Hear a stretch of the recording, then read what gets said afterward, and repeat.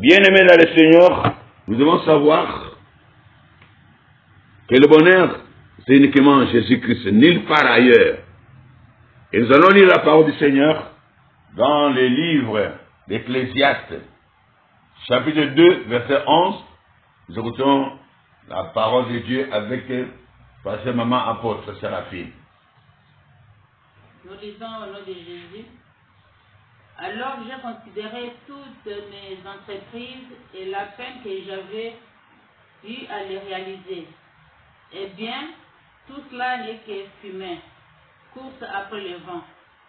Les humains ne tirent aucun profit véritable de leur vie ici-bas.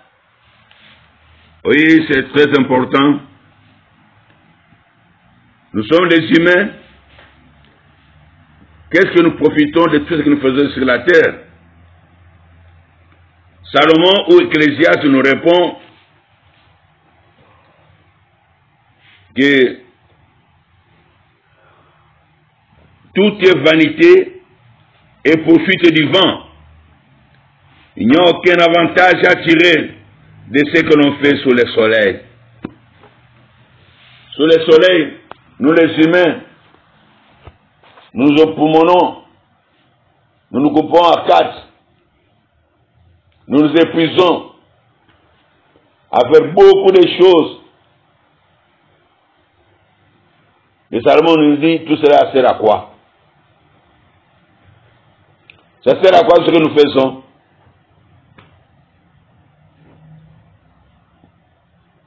Parce que tout simplement,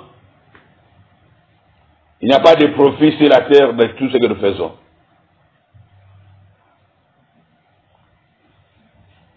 Pourquoi cela, bien-aimé?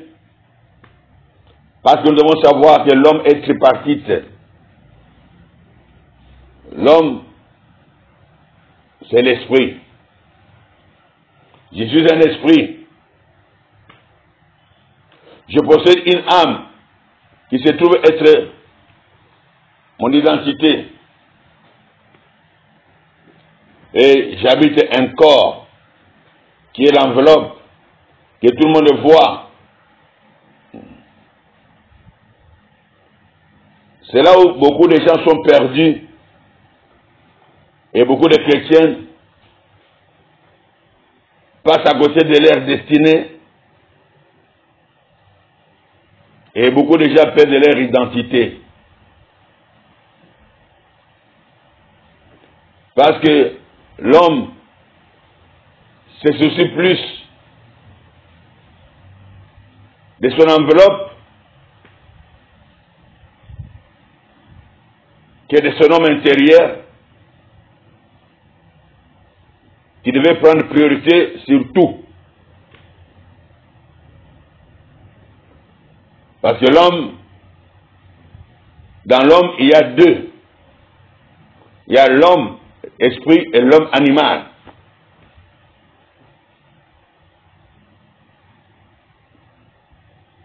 Mais l'homme, créature de Dieu, s'occupe plus de l'homme animal. L'homme animal qui est composé de l'âme et du corps physique.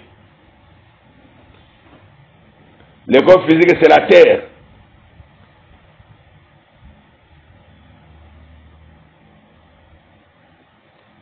Et cela amène l'homme à se sentir sécurisé dans ce monde par ses propres moyens.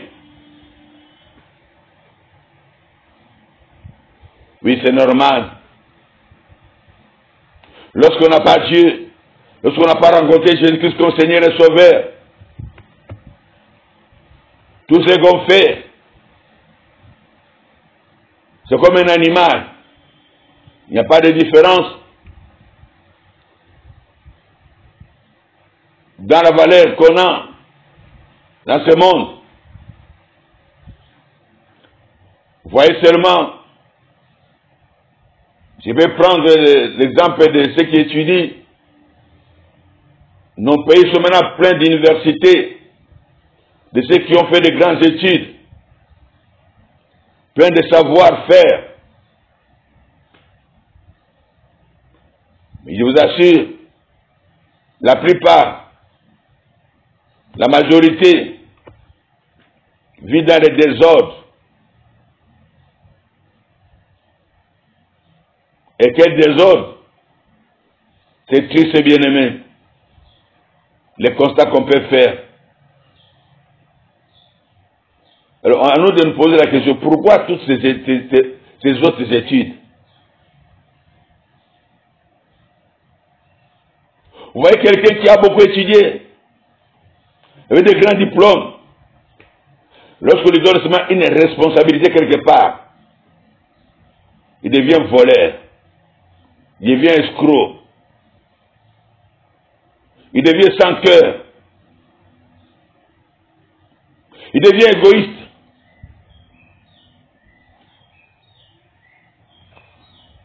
Au même niveau qu'un animal qui prend le pouvoir dans la jungle, tout lui appartient. Il ne veut plus voir qu'un autre conquérant à côté de lui. C'est un homme à abattre. Voilà l'image de l'homme sans Jésus. Quoi qu'il fasse dans sa vie ici sur la terre, c'est un homme perdu.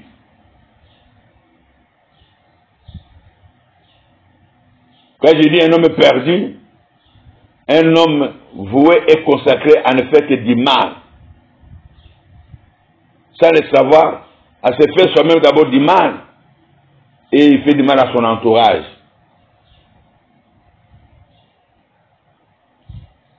Qu'est-ce qu'un homme peut trouver dans le mal qu'il fait? Qu'est-ce qu'un homme peut gagner dans le mal qu'il fait? Rien du tout, bien-aimé. Il n'y a qu'un malade mental qui peut persévérer dans le mal parce qu'il n'est pas conscient du mal qu'il fait, des dégâts qu'il fait. Il n'est pas conscient.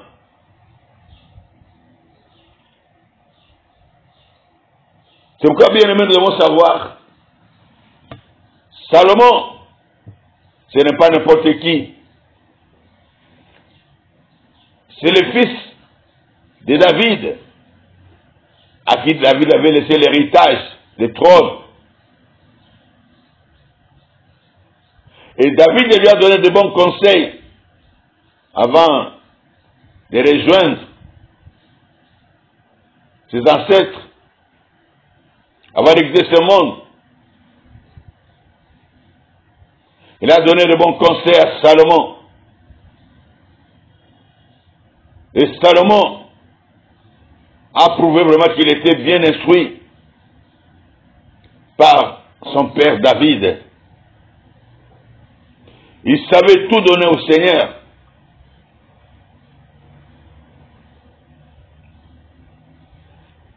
Il a fait même les sacrifices qui a plu à Dieu. Il a montré à Dieu que ce qui l'intéressait, lui, c'est de faire la volonté du Père, de Dieu. Et en plus de ce qu'il a demandé au Seigneur, l'intelligence et la sagesse pour gérer le peuple de Dieu et faire la volonté de Dieu, rien que la volonté de Dieu.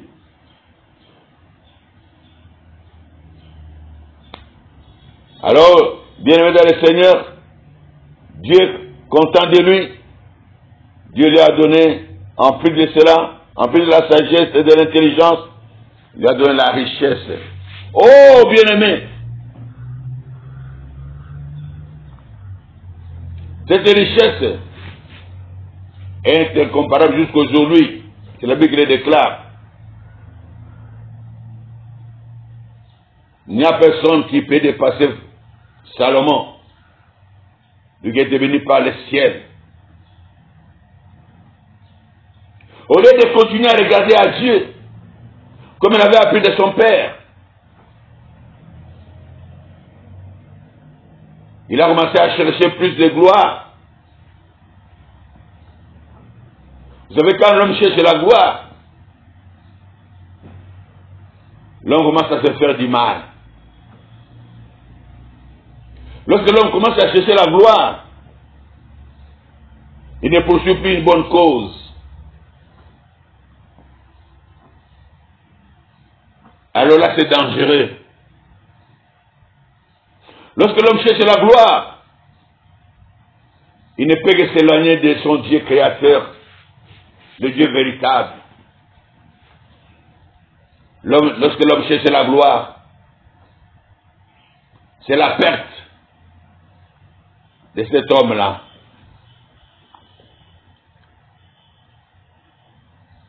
Salomon a commencé à chercher dans tout ce qu'il a fait quelque chose qui pouvait nous donner satisfaction dans la vie. Pourquoi, bien-aimé? Au début, ce n'était pas comme ça.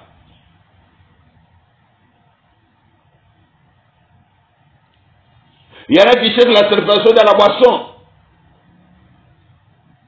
dans l'alcool. Il y en a qui cherchent la satisfaction dans la débauche.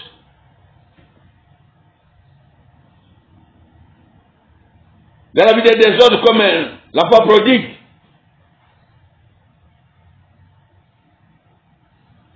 Il y en a qui cherchent satisfaction dans l'oisiveté.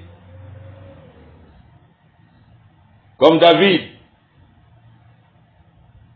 avant de connaître la mère de Salomon.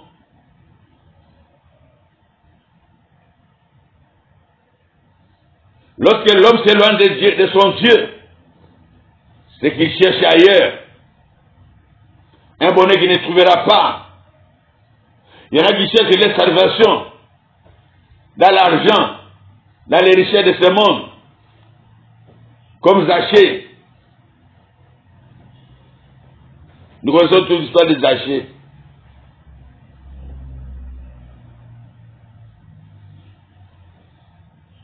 Il y en a qui cherchent cette façon dans le fétiche.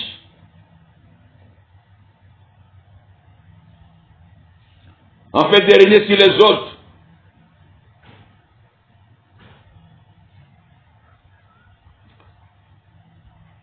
On revient de là où on a été.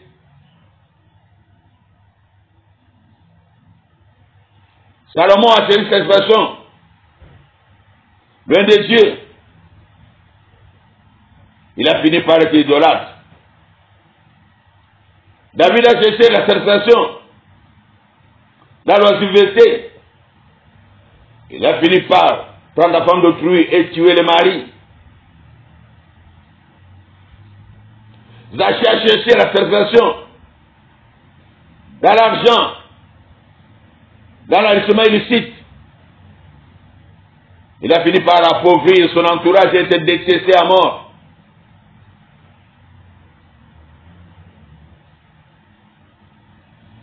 C'est ça, bien-aimé. Nous devons faire très attention dans tout ce que nous faisons sur la terre. Là où se trouve ton cœur, c'est là où se trouve le centre des intérêts. Ton cœur est avec qui? La parole de Dieu nous dit, donne-moi ton cœur. La parole de Dieu ajoute, tu aimeras ton Dieu de tout ton cœur. Lorsque ton cœur n'est pas avec Jésus, ton cœur est en souffrance. Et ta vie ne peut rien tirer de bon. Et tout ce que tu vas tirer, lorsque ton cœur est loin de ton Dieu, c'est l'amertume,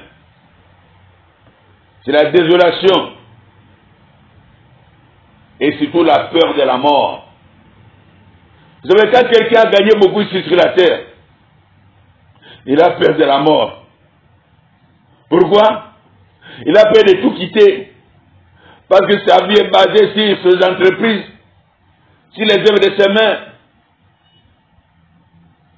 Et pourtant, bien aimé dans le Seigneur, la nature nous exhorte Et la parole de Dieu renchérit en disant, tout passera. C'est pour ça que Salomon dit, tout est fumée ou poursuite de vent.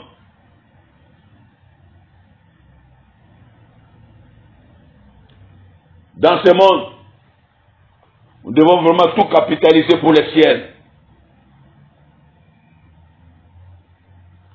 Et non pour nous-mêmes.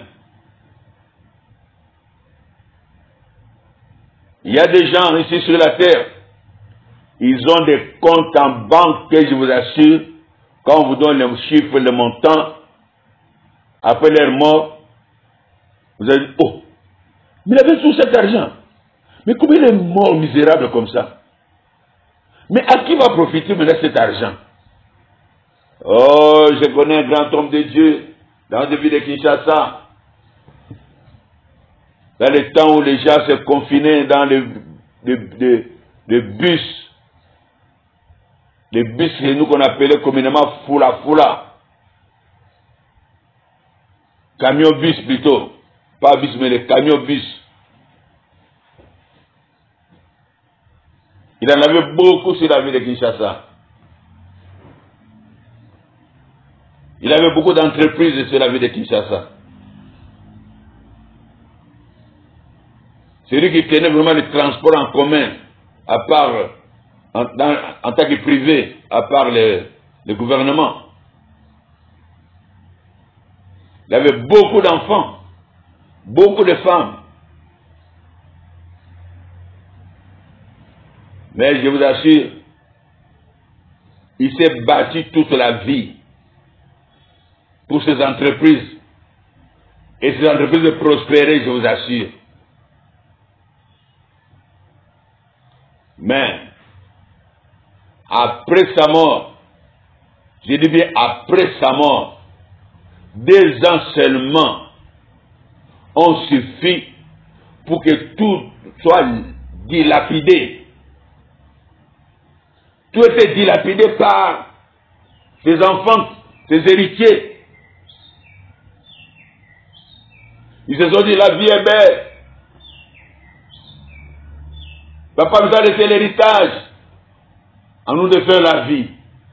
Après 2 ans seulement, tout était dilapidé, je vous assure. Et c'était malheureux. Le constat que ces enfants ont laissé après la mort de leur papa. Alors la question que je me pose, mais ce papa-là, pourquoi il a souffert tant? Pourquoi il s'est donné beaucoup comme cela? Pour que qui profite de ses biens? Un, lui-même n'en a pas profité. 2, les enfants n'en ont pas profité. Ah oui, je sais qui a profité. Ce n'est que Satan. Avec l'enfant prodigue. Ce n'est que Satan qui a profité. Avec Salomon. Ce n'est que Satan qui a profité. Avec David, qui a été de son Dieu dans la vérité. C'est le diable qui a profité. Il a mené les troubles dans leur vie.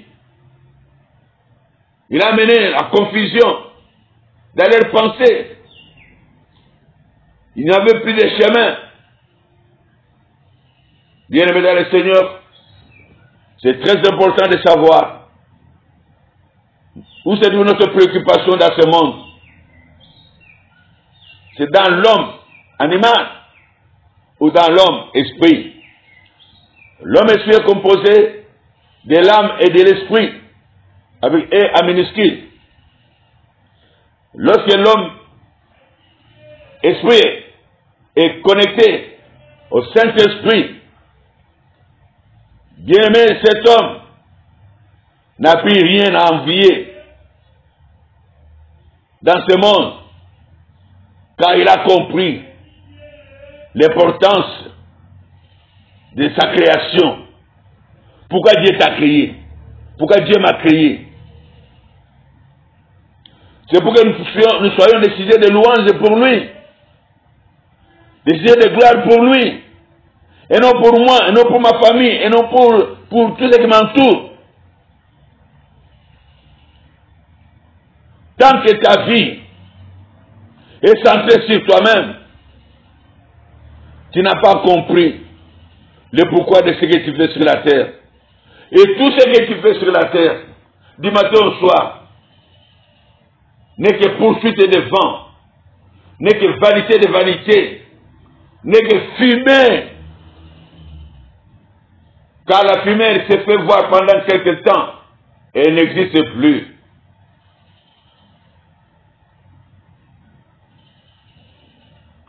Tu peux laisser sur la terre beaucoup de biens. Je t'assure, et tes biens et toi, vous allez disparaître à jamais. On ne parlera plus jamais de toi, ni de tes biens. Les grands commerçants dont je viens de parler ici, quand je pose la question à mes enfants, vous connaissez tel commerçant? Non, papa, on ne connaît pas. Et pourtant, elle a fait la pluie et le bon temps dans sa génération. Mais aujourd'hui, il n'y a que ses propres enfants qui regrettent les papa. Mais la vie de Kinshasa ne pense même plus à cet homme-là. Parce que tout ce qu'il faisait, c'était pour lui. N'est-ce pas que la parole de Dieu nous dit dans Jean chapitre 15, verset 5 à la fin? Il dit, sans moi, vous ne pouvez rien faire. Sans moi, tout ce que nous faisons sur la terre ne mène à rien. Sans Jésus bien-aimé, qui ne fait que poursuivre le vent. Sans Jésus bien-aimé, qui fait compliquer ton avenir, ton existence. Sans Jésus bien-aimé, qui ne fait que donner gloire à Satan, au diable.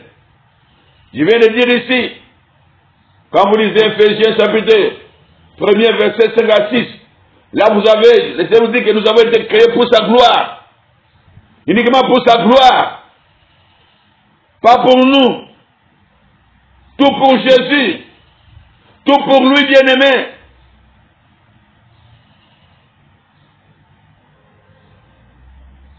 Donne ta vie à Jésus.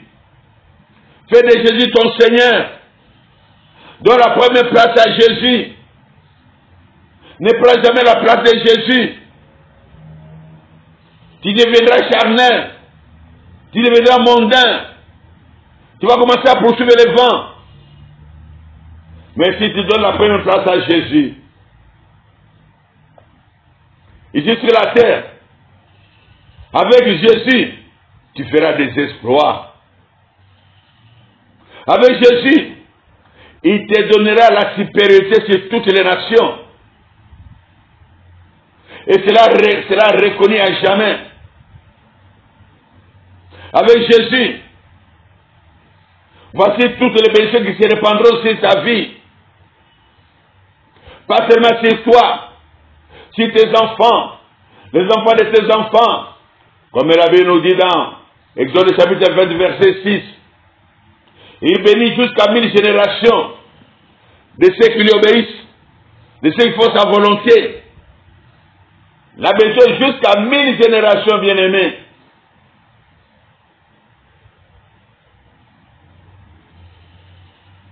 Cherchez la face de l'Éternel. Comme il a dit à Abraham, dans Genèse 17, verset 1er, marche devant ma face. Marche devant ma face. Que je sois ton miroir. Mire-toi à moi. Et tu comprendras le pourquoi de ta vie sur la terre. Sonde les Écritures. Médite cette parole jour et nuit. Tu sauras quoi faire pendant la journée. Tu sauras quoi faire avec ton argent. Tu sauras quoi faire avec tes enfants. Tu sauras quoi faire, bien-aimé. À chaque minute, à chaque seconde, à chaque heure de ta vie. Tu sauras quoi faire. avec ce que Dieu a mis entre tes mains.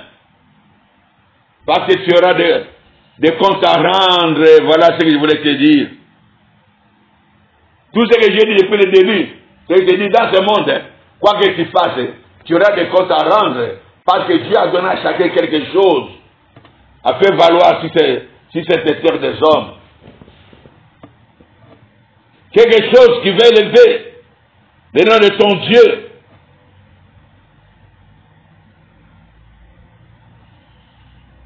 Chez toi aussi, il y a cela. Dans chacun de nous, il y a cela. Mais malheureusement, nous prenons ce que Dieu nous donne pour en faire nos châteaux. C'est très dangereux. Pour en faire de nous des petits rois terrestres, vers des terres que tu es, vers des terres que je suis, que puisse prétendre sur la terre. Partout tu passes, on va t'écraser. Oui, tu es une chenille. Une chenille qu'on n'est que ramper. Mais lorsque Dieu te fait grâce d'entrer dans le cocon, bien-aimé dans le Seigneur, pendant un temps, tu ne verras rien. Mais lorsque le temps sera fixé par ton Dieu, oh, tu vas sortir du cocon et tu vas devenir un papillon. Ce sera fini, tu es la terre. Tu iras partout et le monde saura que tu n'es plus une chenille, mais tu es devenu un papillon. Parce que tu as maintenant une vie céleste, une vie qui n'honore que son Dieu, une vie qui ne glorifie que son Dieu, une vie qui n'élève que son Dieu. Ça, c'est une vie. Ça, c'est la véritable vie. Voilà pourquoi la parole de Dieu nous dit que Dieu cherche de vrais adorateurs, qu'il adore en esprit en vérité.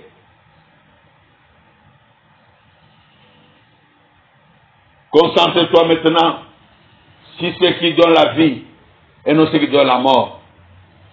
Concentre-toi sur ton futur. Ton futur, c'est en Jésus. Si tu mets ton présent en Jésus, ton futur sera en Jésus. Et Jésus a dit, là où je serai, vous y serez. Chez mon Père, il y a beaucoup de place. Je m'en vais, et je viendrai vous chercher. Oh, bien-aimé, contente-toi d'être parmi ceux-là que Jésus viendra chercher. Parce que c'est ça l'essentiel de la vie. Ta vie, c'est en Jésus, et non dans tout ce que tu fais. Tu peux faire la rétrospection de ta vie. Regarde que tu as beaucoup perdu du temps. Mais pour le reste du temps qui te reste, lève tes yeux vers la montagne. Pour le temps qui te reste, fixe tes yeux sur Jésus-Christ. Et donne beaucoup de temps à Jésus. Donne beaucoup de temps à Jésus. Jésus est capable, comme un enfant prodigue, en peu de temps, il a récupéré tout ce qu'il a perdu pendant des années.